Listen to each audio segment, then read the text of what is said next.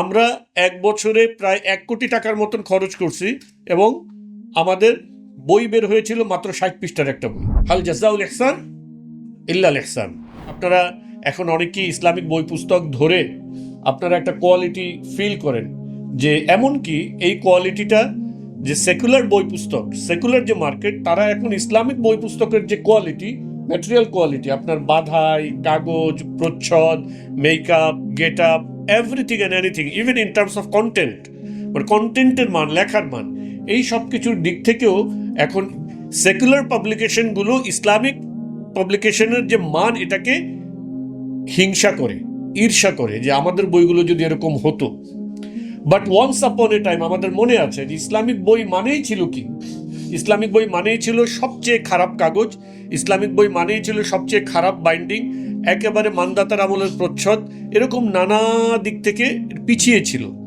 ঠিক আছে, ভালো বই ছিল না একেবারে তা না, বাট অ্যাজ এ হোল এটা লিডিং পর্যায়ে ছিল না, একটা নির্দিষ্ট গণ্ডির ভিতরে এটা সার্কুলেট করত।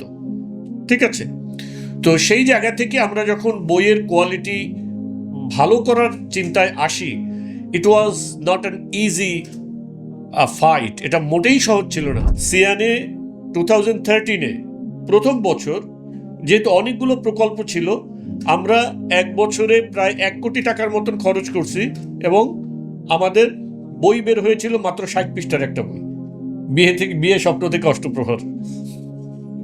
আপনাদের মনে আছে কারো? বিয়ে স্বপ্ন থেকে অষ্টপ্রহর, 1 বছর পার হয়েছে, প্রায় 1 কোটি টাকার মতন ব্যয় হয়েছে। ঠিক আছে, বই বের হয়েছে 60 পৃষ্ঠার একটা। সো এখন বলেন যে এই টাকা কোত্থেকে উঠবে? সো ওইখানে যে কোয়ালিটি টিমটা যে R&D করেছিল, যে চিন্তা করেছিল, অনেকে বলতে পারেন যে এটা কি দরকার ছিল 60 পৃষ্ঠার একটা বই লিখতে, এত টাকা কেন হবে?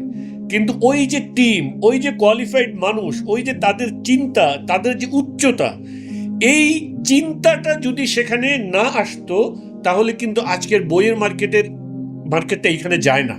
আলহামদুলিল্লাহ, এটা সবকিছু আল্লাহর তরফ থেকে, এবং আল্লাহ তাআলা এই টিমটাকে এই কোয়ালিটি দিয়েছেন, এই যোগ্যতা দিয়েছেন, তারা জিনিসগুলোকে ওই স্তরে নিয়ে আসতে পেরেছে এবং আল্লাহ তাআলা এটা রিওয়ার্ড দিয়েছেন। হাল জাযাউল ইহসান ইল্লাল ইহসান।